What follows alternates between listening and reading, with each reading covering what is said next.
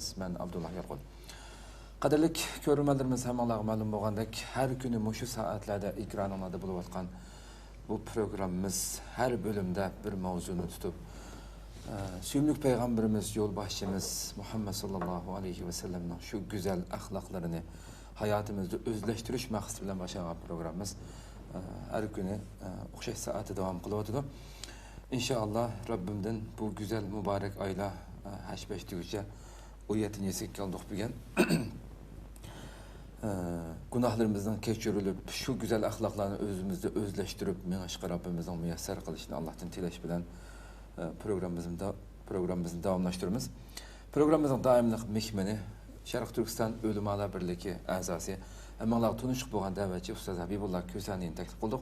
Qimmatli vaqtini chiqarib, qadam tashir qilganligi uchun aldi bilan ko'pdan ko'p rahmat aytaman. Sizlarga rahmat. Allah razı olsun. Allah razı olsun. Qadrli ko'rmanlarimiz, Emanlar ma'lum bo'lgandek biz programımızın her bölümünde bir maxsus tema bilan ketyapmiz. Bugungi temamiz Rasulullah ve munofiqlar degan tema to'xtalamiz bugun. Ustaz hamda mushu aldı bilan ekran oldidagi chiqayotgan nomer orqali bizga qandaq programmaga aloqador bo'lgan savollarni so'rasanglar, bizga yozsanglar, oldimizdagi programmalarda, chunki vaqtimiz qisqa bo'lganligi uchun shu programmaning ichida javob bermasligimiz mumkin. Ama oldimizdagi programmalarda bu javob berishimiz ko'plagan qarindoshimizning foydalanishi uchun ham programmani ham bahrlab qo'yishinglarni umid qilamiz. Endi temamizga kirsak, bugun bu temani qo'ydik. Endi albatta jamiyatda har qanday bir jamiyatda munofiq degan hukm bizning islomiy bir hukm bo'lgan bilan islomiy bo'lmagan diyorlardan bu hukm bor, davlatga xiyonat qilgan, xoin degan narsa shu munofiq qilib kirib olib endi davlatga josuslik qilgan ishlar va xoinlik qilgan, millatiga xoinlik qilgan ishlar. Cho'ng bir hukm ham albatta buniki. Albatta bu bir programmaning ichida vaqt qisqa bo'lgan bu programmaning ichida tafsili jihatda hamma tunishtirib bo'lish imkonsiz. Ama biz bu hukmni ham bugun eng ichinchi bo'lgan yeri xalqimizniki odatdagi bir ishlar uchunmi yoki ochiqlanib qolsinmi, voy munofiq u bu degan narsa bugun ijtimoiy uchur vositalarida ig'ir tarqalayotgan bir kasallik hamda bu. Shuning uchun buni bir yoritib bergan asosda temamizdan bilan boshlasak, munofiq degan kim deb oldidan buni bilan boshlasak. Euzu billahi mineşşeytanirracim. Bismillahirrahmanirrahim. Allah subhanahu ve taala barliq maqtashlar, madhiyalar bo'lsin. Can Peygamberimiz Muhammed sallallahu aleyhi ve sellem'e durud ve selamlar bo'lsin.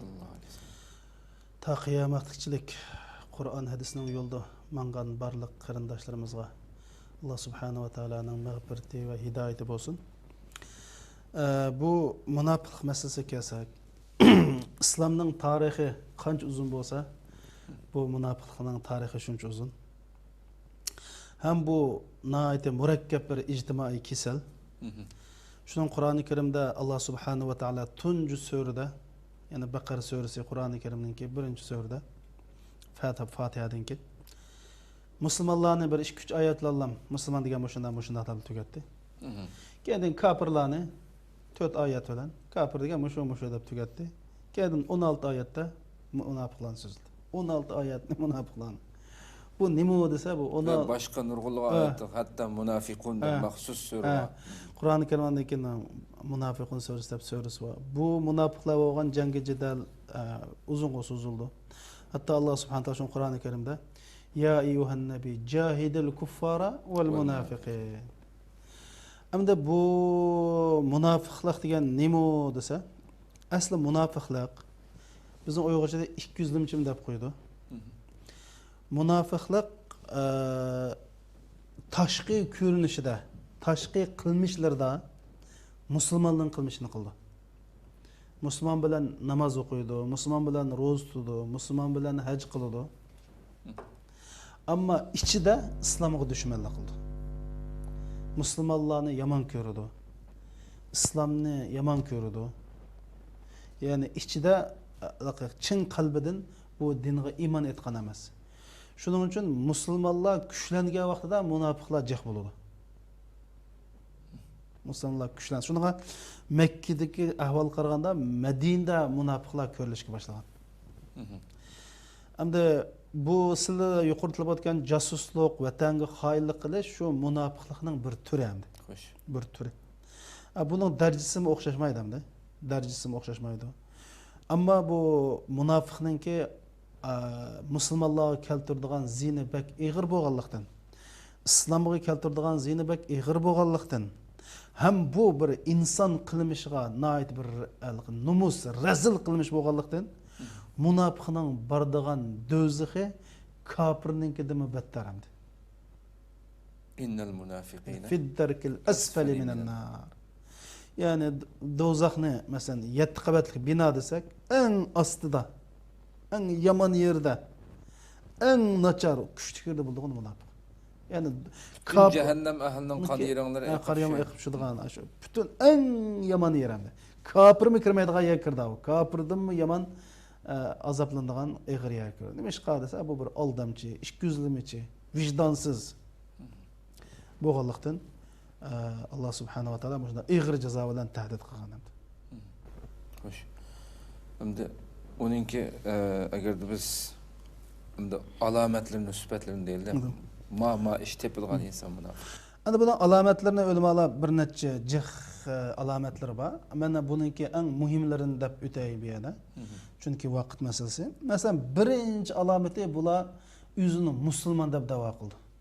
Ya'ni yolg'onchilik, kazzoblik. Shuni Alloh san Qur'onida "Va minan nasi man yaqulu amanna billahi va bil yawmil akhir va ma hum bimu'minin." Kişilerin arasında biz Allah'a iman ettik, ahiret'e iman ettik deydi ve halen kular mu'min emas deb Bakara suresida şu münafıklarni sifatlagan çağda muşuna bayan qilgan. Yani birinci qilgan ishi yolg'ondan iman musulmon bo'ldi. Yolg'ondan musulmon bo'ldi. Ondan keyin bularning davomli qiliqi 200limchi aldamchi keldi.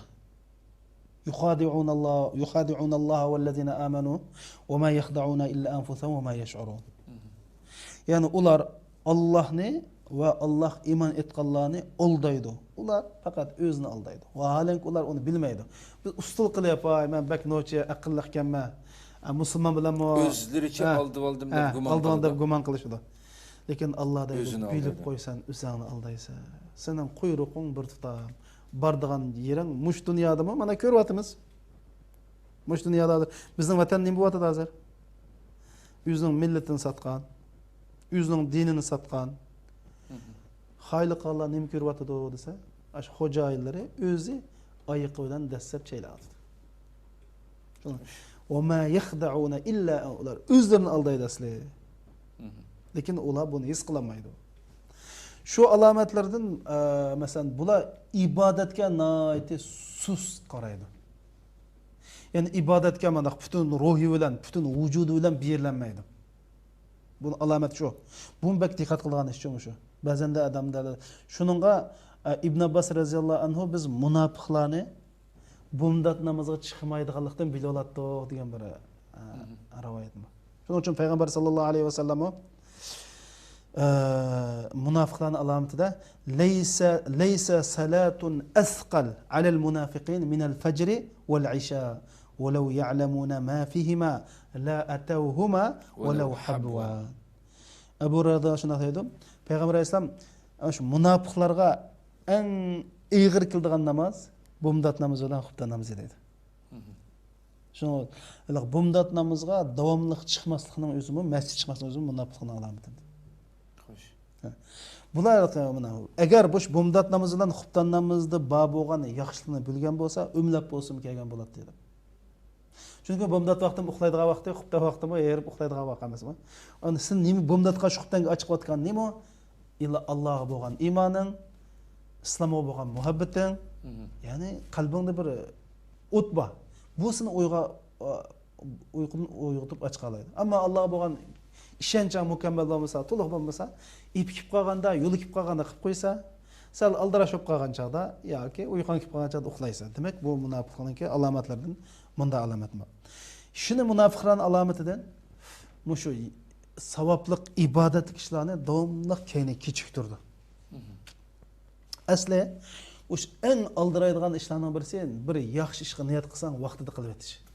Masalan, Ramazonda bir sadaqat qilishni o'ylabsa yoki bir yaxshi ishni o'ylabsa, darhol vaqtida qil. Nima ish qilsa birdamdan keyin shayton vasvas qildi. Ya bo'lmasa yeniğdeki bir adam şeytan deb qalsa, men şu e'lon ishlarga şu istiqlol televiziyaga azroq yordam qilay degandim. Oy qarindishim, bu uningdan yaxshi yava. Nima? Bu da ba inson shaytonligi va. Yani oy bo'pti, yaxshi qilibsan, maşallah. Men sen neç bo'lsam, men ko'yvasan 500 ko'y biray demay. Qana qildi odam shaytonlar buni azdirdi. Shuning uchun mesela yaxshini asli mo'minning sifati yaxshini vaqtida qilish. Ammo munofiqchi desa davomli kechiktirdi.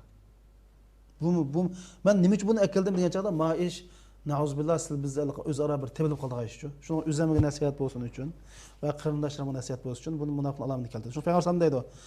Anas ibn Malik sami'tu Rasululloh sallallohu alayhi vasallam yaqul tilka salatul munafiq yajlisu yarqubu ash-shams deydi. Dal munofiqning namozi ash kunga qaraydi dedi, soatga qaraydi dedi. Qarab toza shu shaytonning shu mungizliklarga vaqtda degan gap, elqi bumdat namoz ta chiqib kun qizildi emasmi? Yoki asr namozi kechulib kun qizildi emasmi?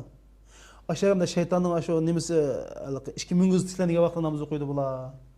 Degine ash ibodatni kechiktirib oxirgi vaqtga qoldirib, shuni qanday qilsangiz to'qchu qanday deydi?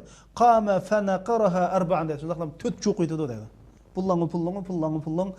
Namazda Allah'ın uluğluğunu his kıldıgan iş yok. Bu nimi ukvatıdı? Allahu Ekber degan nim degan gap? İyyaka na'bud bu nimi degan gap? Bu namazda bir Allah'ni tefekkür qilish, Allah'a bo'lgan samimiyetni bildirish, Allah'a bo'lgan qulchilikni izhor qilish degandan hech qanday bir asar yo'q, faqat rasmiyatchilik bilan Allahu Ekber deb to'qchuq qanday shuna qiladi. Bu munofiqlar alamati. Hamda şu munofiqning alamatidan yine şu biz en dikkat qilgan masalan jasuslik, vatan setish, musulmon ichi kirib olib kofir musulmonlarning xabarlarini setish. Bu eng cho'ng. Bu kalla agar islom dinida aniqlansa kallalik degan munofiq bu. Bunun gap ketmaydi. Ama biz en musulmonlar dikkat qilgan munofiqning eng cho'ng alomatlaridan yolg'on etish, va'daga xiloflik qilish, xiyonat qilish. Hem birisi bilan xoplashib qolsa, set gaplar bilan haqorat qilish. Payg'ambar alayhisalom Abu Hurayra radhiyallohu anhu aytdi, "Ayatul munafiq salas, iza haddasa kazib" dedi. Gap qilsa yolg'on aytadi dedi.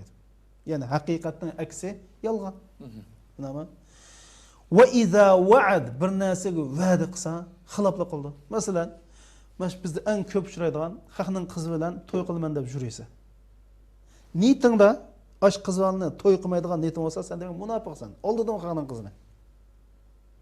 Masalan, men sizga gapiray. İmam Buxoriy rahmetullohi alayhi tijoratchi. Şun bir yerdan mal kelgandan keyin tijoratchilar bu malga baho berdi.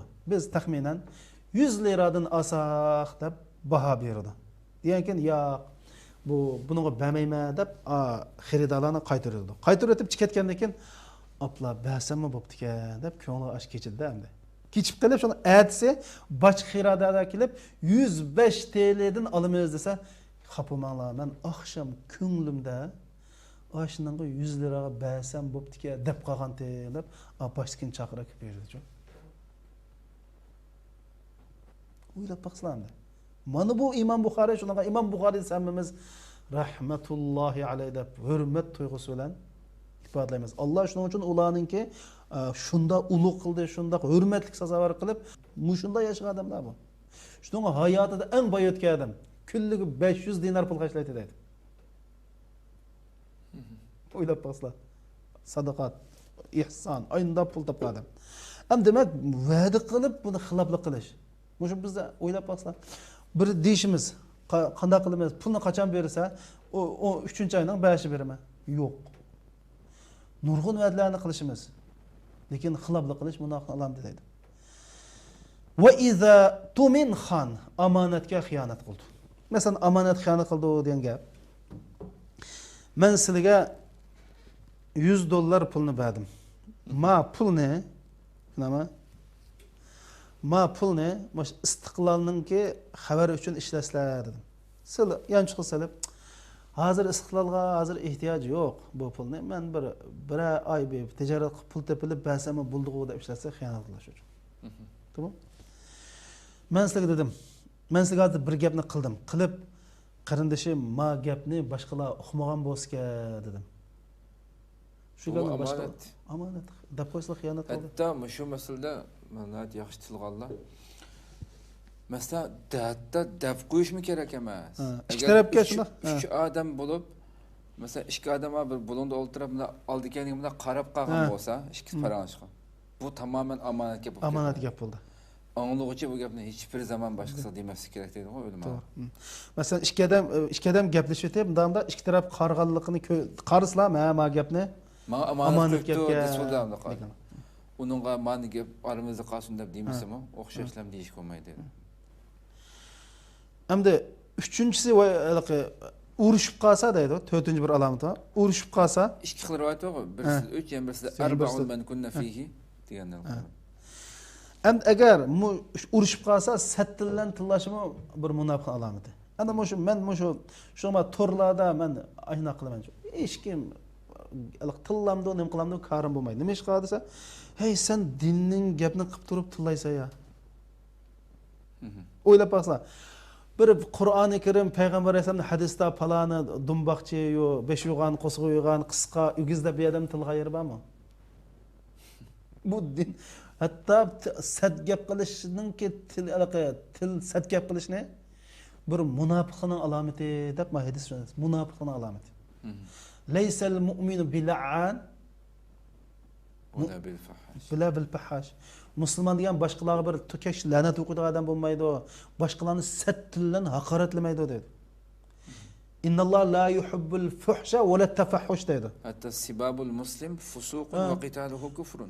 Musulmon tillash fasiqlik, o'ldirish, kafir. Demak, uningdan eshib hozir nima bo'layotdi desa, qo'rqmay turib boshqalarni kafir, munofiq deydigan ishandi. Eng xatarli bu. Eng xatarli. Ey o'ylab baslab, siz bir odamni kafir deb hukm bersizlar, mush kafir degan so'z arshalarga chiqadi deydi. Chiqib bu so'z arshalardan bardigan yana topolmay keyni qaytib keladi deydi. Keyni qaytib kelib, ash kafir degan odamni izlab topsa, agar u odam kafir bo'lmay qolsa, kafir dugichiga qaytib shuni kafir qildi deydi. Bu shunchoq xatarli gapni o'xshashli bu munofiqqa o'xshashli o'tadi. O'xshash munofiqqa. Qarshi tarafda munofiq og'ziga kelgancha tillayotgan. Uning keyindan bu agar qarshi taraf munofiq bo'lmay qolsa, Allohning dargohida sen munofiq bo'lib ketgan bo'lsan-ki. Shunun qartata ba'zilari tog'ut va palana tog'ut deb qo'ydilar. Tog'ut degan kafirmi yomon demada hamda. Hey, sen bu gapni o'ylashibda. Masalan, buni men misol keltirib turmanchi. Bir odamning qo'liga avtomatni men tutqizib, bir nishonni to'g'rilab, ash nishonga nishon shu tekkizamsan keyin ming tegdi desa qanchalik nishonlab atamdi. Amaliyot atmayman deyish mumkin. Nima deb atmayman, buni atmayman deb qaytish mumkin. Mushunda xatarlik ahvolar bechara musulmonlarning og'zidan chiqib, og'izdan balo qilib, o'zi kafir, o'zi munofiq. Shu Rasululloh ogohlantirganda nurg'ulg'a mush eg'iz jahannamga mush eg'izdan chiqayotgan gaplar bilan. Shuning uchun mush munosabatlar qarindoshlarimiz shuna bir esa va iza khasam fajar urushib qolsa fajir ya'ni sat gaplar bilan mushunday nima qilishadi. Bu endi shuningdan ham birisi mush maydonsizlik. Munofiqlarning eng chong alomatlaridan birisi maydonsizlik. Bu bexatarlik gapmi? Ba'zi odam ustul qilib, hamma odamga yejib qo'rg'ondan eshitib yurgan odam. Nima? Maydonsizlikmi munofiqlarning alomatidan birisi. Muzabzibina oyati bor-ku. Muzabzibina bayna zalika. Bayna haula va yana alomatlardan musulmonlarni masxir qilish. O mundaq musulmonlarni qashaqilab, "Ha, voy qaraxonam obdan tilma, voy damillam, voy yoki voy" deb qo'yib ketganda, "Ah, g'illar" deb o'zininki boshqa odamga qashaqada masxir qildi. Asli insonni masxir qilishning o'zi jinoyat. La yaskhar qawmun min qawmin asa an yakuna khayran minhum. Tushunami? Ya'ni asli masxir qilish Qur'oni Karim jinoyat. Ammo musulmonlarni ahmaq qilayotganlikdan faxrlanib va bu g'ila andaqda masxir qilishning o'zi munofiqning alomati. Shuni Alloh subhanahu va taolo Qur'oni Karimda va iza laqul ladina amanu qalu amanna va iza khalu ila shayatinihim qalu inna ma'akum innama nahnu mustahzi'un. Agar ular musulmonlar bilan birga kelgan vaqtda bizim musulmon amanna, bizim Allohga iymon etdik deydi. O'zining shaytonlarning qashig'i olgan chaqda amaliyat biz sizlar bilan birga biz zanglik qo'ygan o'ylarni ahmoq qilib shunaqa. Da bunday qo'ydik. Demak, mushu musulmonlarni o'ltirgan chaqda gapni ochiq qilmaysa, bir xuddi musulmonni qashig'i qilsang, musulmonda o'tirib olsa, ha deb qo'yib, og'zini qo'yib ketgan ekan. Bu tariqat qilganlik zaten imandan majraydi ki. Mesela bu ayetteki söylengen şekilde iman mı yok? Ya o münafık zaten iman yok ya münafık. Yani ya mesela abi mesela yalan gap qilish yoki yuqorida Rasulullahning hadisidagi mesela kimdi mush 4 xil sifat tepilgan bo'lsa xolis munofiq. Birisi tepilsa shu munofiqning alomat tepilgan bo'ldi. Tepilgan bo'ldi. Shuni darhol o'ngshash kerak dedi hamda. Ma darajada dinning ahkomlarini yoki musulmonlarni yoki islomning shuarlaridan bir shuarni masxira qilib qolsa, ko'zga ilmasa, imondan chiqib ketgan masala. Shuning uchun bu xatar. Endi buni men mushunchilikda hamda mushunaq alomatlari, hamda vatan setish, musulmonlardan axborot to'plab, kafirlarga setish, masalan, hozir ba'zi ahvollar, ba'zi qarindoshlarimizni qattiq ogohlantirman mush munosabat bilan. Masalan, men bir necha qatam telefon keldi. Vatanda dadasini solab qo'yish, onasini solab qo'yish orqali tahdid qilib, men musulmonlarga jasuslik savatganlar borchu. Bu qat'iy uzr qabul qilmaydi. Ya'ni men amal yo'q deb musulmonlarning axborotini setishga qat'iy bo'lmaydi. Xo'sh. Chunki ota-onamizni, vatanni so'vatganlarni Allohga topshiramiz. Ular bilan qiyomat kuni ko'rishimiz. Ota-onamizni deb, u yerga tuqqanlarimizni bana qilib, musulmonlarga munofiq qilishga qat'iy yo'l qo'yilmaydi. Buni bilishimiz kerak. Ya'ni amal yo'qdi degan har qanday bana maqbul emas. Uzr qabul qilmaydi. Chunki ota-onamizni hatto masalan munofiqlik chunki Nurbekning oqibatini hammiz bilaylik. Qilmagan Uyg'urlar qilmagan nimiz qolgan. Hozir aholining bo'ldi. Ondan hozir nurg'un hukumatga jon jahli bilan ishlagan qonxo'r saqchilar bir nechasi nima bo'ldi, oqibati nima bo'ldi? Shuning uchun buni ishlasangmi sana amini xotirjam qo'ymaydi. Ma'lum vaqt Ubrnining sapmayig'ida ishlatdi uni. Buni. Shuning uchun qarindoshlarimizga, men bir necha qarindoshlarimiz telefon qilgan bo'ldi. Haqiqatan ular ig'ir imtihon qilinibdi. Masalan, bir singlimiz telefon qilib qoldi. Mushundoq, meni mushundoq bir majbur jazo qistavadi deb. Men dedim, ota-onangizni Allohga topshiring. Xuddi payg'ambar alayhisalom sabran ali Yasir fa inna maw'idukumul janna. Ey Yasir ahli, sizlar barga jannat ko'rishimiz. Bo'ldi bu dunyoning hisobi. Quldan kelganini qilsin. Dan shu uni demak nima ishimiz bor endi? Bir mush dunyoda bir tuqqunimizda butun millatni setib etsak, bu dunyodan qora yuz, oxiratdan qora yuz, dushman bizga munofiq deydi. Men millatni satgan munofiq deydim. Shuning uchun mush munofiqlik hamda haqiqatan bana sabab qilishga bo'lmaydi. Allah subhanahu wa ta'ala bundan saqlasin. Hatta sahabelar Umar radhiyallohu anhu chaqda o'zining munofiqlikdan gumonlanib qattiq ehtiyot qiladi. Şuna her bir Müslüman başkalarını izlep düşünmeyi. Başkalarını izlep düşünmeyi. Her birimiz özümüzni muşu tekşürüp duruş. Bek mühim hem de. Hoş, Resulümüz bu münafıklarga qanday muomala qiladi? Asli münafık degan kim edi qaynab? Teşik qarıslar musulmondaklar. Ammo ichi munofiq. Nima? Shuning normal ahvolda munofiqqa musulmonning muomalasini qiladi. Rasulullah hatta vahiy orqali kimligining munofiqini ism bilan biladi. Hatta maxsus katibat. Huzayfa radhiyallohu anhu deb bergan. Lekin shular qanday qiladi desa, normal muomala qiladi. Unda qilmay agar munofiqlarga munofiqcha muomala qilmasa, siz bizga vahiy yuzlab qancha biz qanday qilgansiz? Bizga vahiy yo'q. Nima? Shunga hammaliqi bu munofiqni payg'ambar alayhisalom bilgan bilan vahiy orqali bilgan. Boshqa sahobalar bilmamdi, bilmaydi. O munofiqlarni shu normal ahvolda, payg'ambar normal ahvolda musulmonlarningki muomalasi qiladi. Ya'ni chaqasi boratdi, aralashib o'tadi. Assalomu alaykum deydi, va alaykum assalom deydi, normal o'tadi. Va ularningki aziyatlarga sabr qilgan payg'ambar. Nima uchun degan chaqda men dedim, bu munofiq o'zimizdan, o'zimizning bir parchasi bu-chu. Buning uchun nayte bir salmoqlik bilan, hikmat bilan muomala qilish kerak. Bunda deganlik, uni qo'yiting degan emas. agar aniq bo'lib qolsa, isbotlansa, buni keskin jazolash kerak. Ya'ni buni hamda masalan men dedim, bu bir ratlik kelaylik. Oldi bilan payg'ambar alayhisalom normal musulmonlarniki muomalasini qiladi. Chunki uning ko'rinishi nima, qilgan ishlari nima musulmon ishi. Ondan keyin payg'ambar alayhisalomga qattiq azobirti bo'la. Shuning sabr qoyalari bor. Masalan, shu Hunayn g'azotida, Makka fathi bo'lgandan keyin Hunayn g'azoti bo'ldi-ku. Hunayn g'azotida musulmonlar jiq g'animat oldi. Endi bu g'animatni payg'ambar alayhisalom Makka fathi bo'lganda yangi musulmon bo'lgan jiq kishilar bor. Shularga berdi. Ma konu musulmonlar iymon bor bo'ladi. Iymon bo'lgandan keyin ularni iymoniga topshirib, ma yangi musulmon bo'lganlarga bo'pti mushlar bir yaxshi bir nima qiladi deb ularga g'animatni jiq bilpiribdi. Buning ichidan Aqra ibn Habis degan kishi 100 to'g'i berdi. Unayniyaga 100 to'g'i berdi. Mushunda bergandan keyin bir odam kelib Rasulullohga "Ey, ma taqsimotda adolat yo'q. Allah rızalығы üçün, Allah rızalığını közlegen taqsimat bo'lmaydi" dedi. Payg'ambarga da'vat qilgan gapda. Endi payg'ambarga sen musulmonda chiqsan chataq bor degan gap endi. Sen iymoning chataq bor degan gap.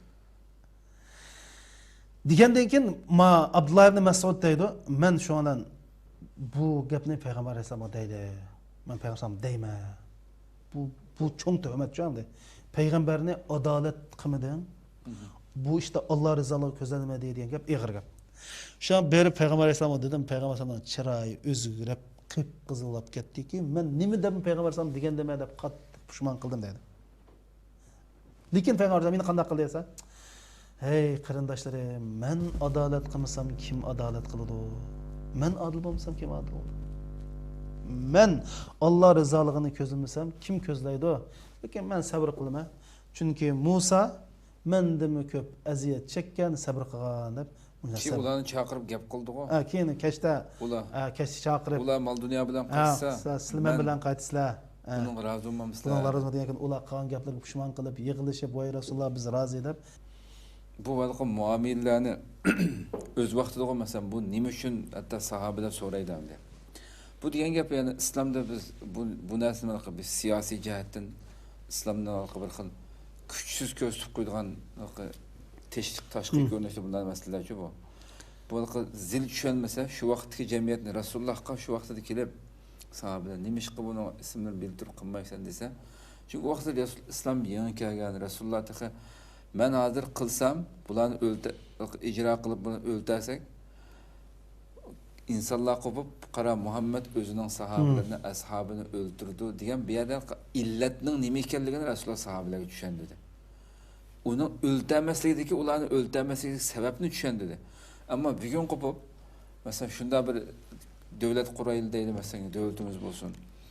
Bu o'z vaqtidagi mush ishning aynısini bular qilganiga biz bir davlatda istixborot bo'ldi, kuchimiz bo'ldi desa, bu ishlarningki kuchimiz bo'lgan vaqtda o'zgaraydiganligini ham deb qo'shimni kerak deb qarayman. Albatta, bu mundaq.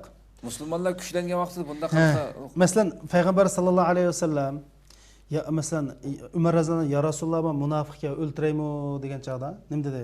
O'tamaymiz. Nima ish qilsa boshqalar Muhammad o'zining odamlarini o'ltirishga boshlabdi. Nima ish o'zining odamlar deydi? Chunki ular ko'rinishda musulmon.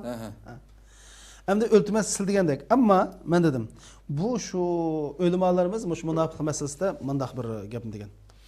Shu vaqtdagi siyosiy ahvol qaraldi. Agar uni o'ltirish, masalan bizning vatanda ba'zi masjidning imomlarini o'ltiradigan ahvol bo'ldi shunami? Oldi bilan o'ltiradigan ahvol bo'lsa-mu, chuqum bu munofiqning rasmiy munofiqligi aniqlangan bo'lishi. Mahkama jihatdan shu xuddi qonun tartib bo'yicha rasmiy buning delosi turg'izilib, sud qilinib, %100 hatta buning o'zini oqlash fursatini berishimiz kerak. %100 paketlan bo'lish kerak. Da o'ltirdilar Palangoy, Xitoyning da ketib bordi, bu munofiqlarni o'ldirilib, u unda bo'lmaydi. O'zang sotchi, o'zang ijro qiluvchi, dunyoda unday ish yo'q. Shaxslarning o'zaro u yerda qilishi ruxsat yo'q. Ammo shunda kuchlangan vaqtida andan buni qanday qildi desa, andan oldidan %100 munofiqligini bu oshkorlash kerak. Masalan, dedim ba'zi munofiqlar u asli munofiqlik qalbda bo'ldi-ku. Asli munofiq nada bo'ldi? Qalbda bo'ldi. Qalbli qilib qalsa yaxshi go. Qalıtlı qilib qalsa uni o'ltirish uqamaymiz. Ammo munofiqlar rasmiy munofiqni oshkorlashga boshlaydi. Oshkorlashga boshlagandan keyin andiki rasmiy musulmonlarga aziyat uradi. Andikin unda bo'lib qolsa bunu öldürüş şu vaqtdagi musulmonlarning siyosiy manfaatiga, islomning musulmonlarning siyosiy manfaatiga uyg'unmi, uyg'un emasmi? Bunun qaraymiz deydi. Rasululloh shu chaqda o'ltirsa bo'ltayna. 100 munofiqsin ba. Nima uchun o'tamidi? Shu chaqda musulmonlarning manfaati islomning manfaati uchun zid bo'lib. Fitna chiqadi. Ha, mana o'zini yigil boshida bo'lganlar bir-birini yap deyishga boshlaydi. Ammo musulmonlar kuchlangan vaqtda uni o'ltirsa, boshqa munofiqlarningki chiqarishiga tusavuldigan, ya'ni manda bir buni shuning uchun shu vaqtdagi siyosat belgilaydi. Shu sharoitning siyosat belgilaydi. Şunun bunun için munofiqlarni o'ltirish uchun cho'qim bir buningga rasmiy shar'iy mahkum bo'lish kerak.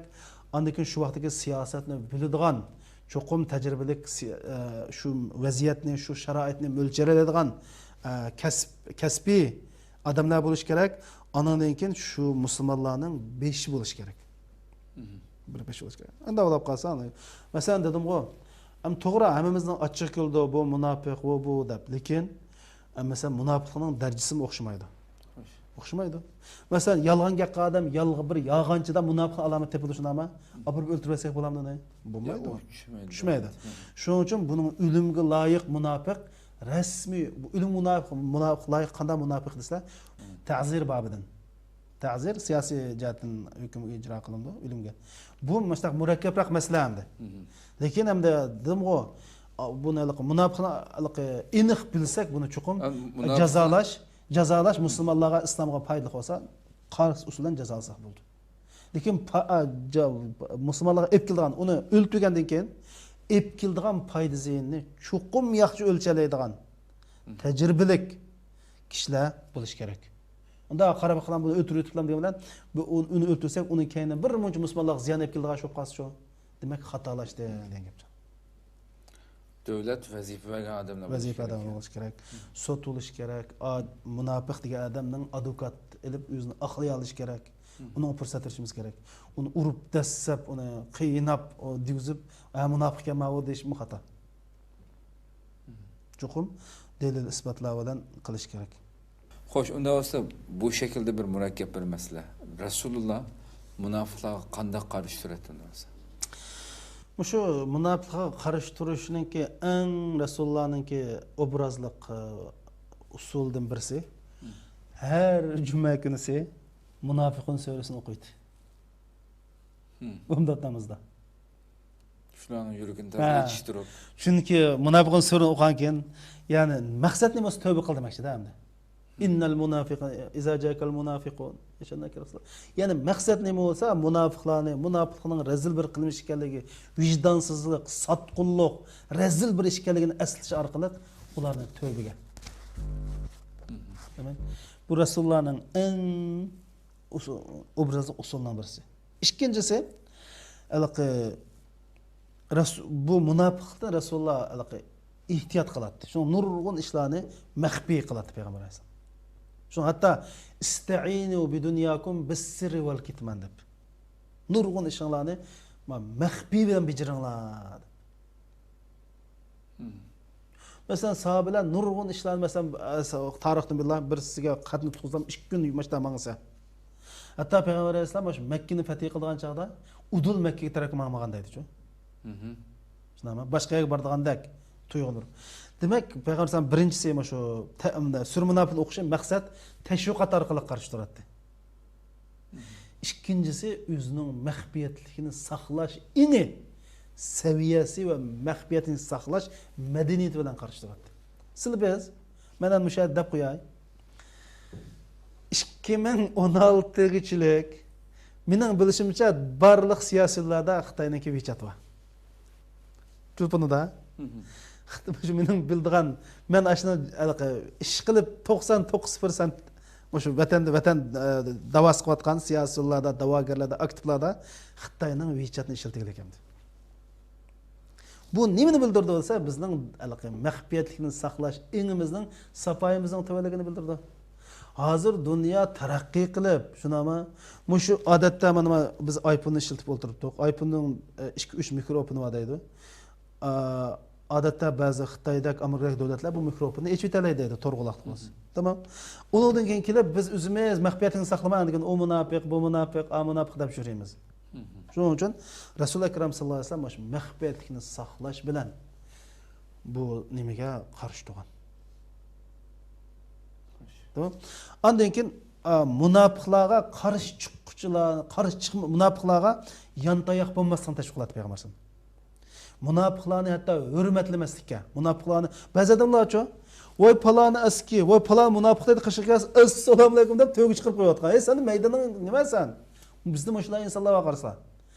Bir odam bor, musulmonlarga aziyat beradi, islomga aziyat beradi, o'zi nachar. Ammo qishimizga assalomu alaykum o'rtirib qo'lni silab ko'rishib, to'g'i chiqarib qo'yamiz. Nima sen? Qani sening maydoning? Agar rasmiy maydoning olsa, maydoning olsin. Şun Peygamber Aleyhisselam münafıklığa yantayak olmaslıkka, ulanı qoğdumaslıkka ve ulanı hürmetlemeslikka buyurğanımız. Muşu arqılıq yani münafıklığa karşı turuş. Hatta dedik bu münafıkların ki xatiri bu bizge bek eğirçu.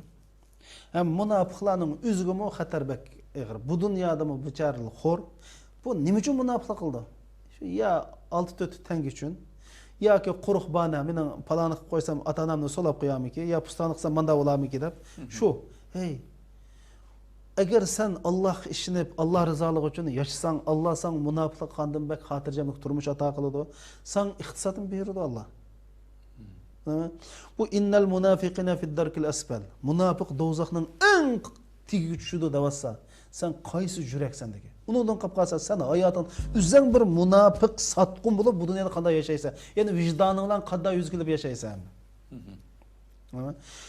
Endi shuning uchun aniq to'g'ri, endi ularni o'ltirmaydi degan. Yo'q, men dedim, aniq Qur'oni Karimda bor-ku, ya ayyuhan nabiy jahidil kuffara wal munafiqin waghluz alayhim. Agar rasmiy munofiqni bilsak, uning qat'iy yumshoqlik qilishga, qilib g'ingishqa bo'lmaydi. Qapaqni turish kerak munofiqlarga oshkor odam bo'lsa, oshkor bo'lsa. Ammo gumon bilan qat'iy bir odamni munofiq deyish yoki munofiq muomalat qilishga bo'lmaydi. Alloh subhanahu va taolo hammamiz boshqalarning munofiqligidan izlashdan ilgari o'zimizni tekshirishmek muhim.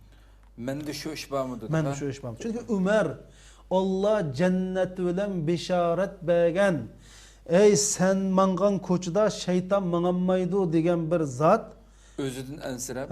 Huzeyfe radıyallahu anh kaşık verip, hey Huzeyfe ütünüp kalay, Allah hakkı man bir depegen, Resulullah depegen, münafıksız men bağımı digemez mi? Digen çada, Allah bilen kasem ki, sen yok, lekin bundikin hiç kimi bu gebim demeyme, sen yok digen yerim. Tamam mı? Bu derecede bo'lgandan keyin mesela mush munofiqlarning bir kichik cho'ng alomatlar bizda bormi yo'qmi?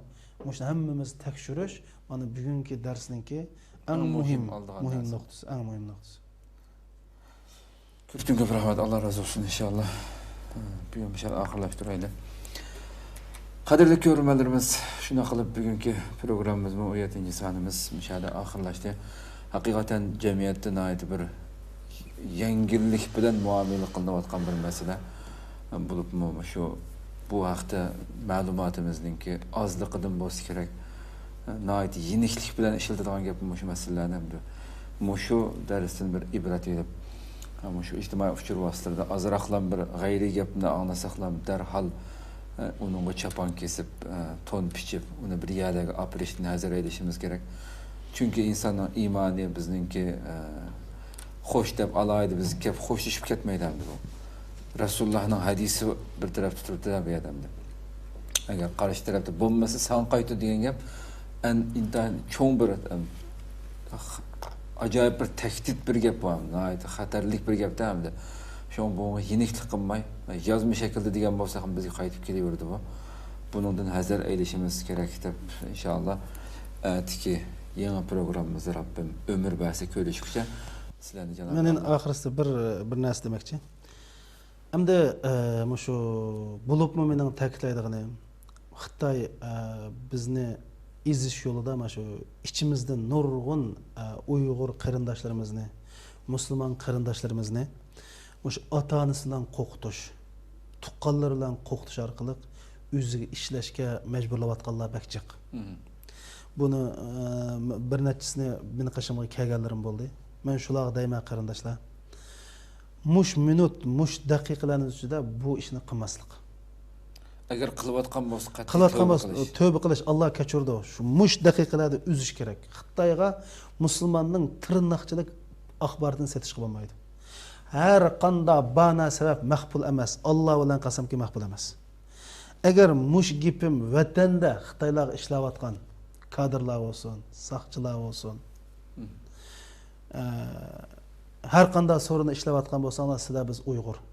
Men bilaman shu istixborot Xitoyning axborot ishlayotganlarning ismi Abdussamad, Abdul Ahad, Abdullah shunami musulmonning bolalari shu. Hatto o'zlari ayni vaqtda musulmon bo'larchi. Faqat mush kommunistlar kelib bularni dindan yashashga majburlayotganlar. Shularga yana Allohning rahmati uchuq.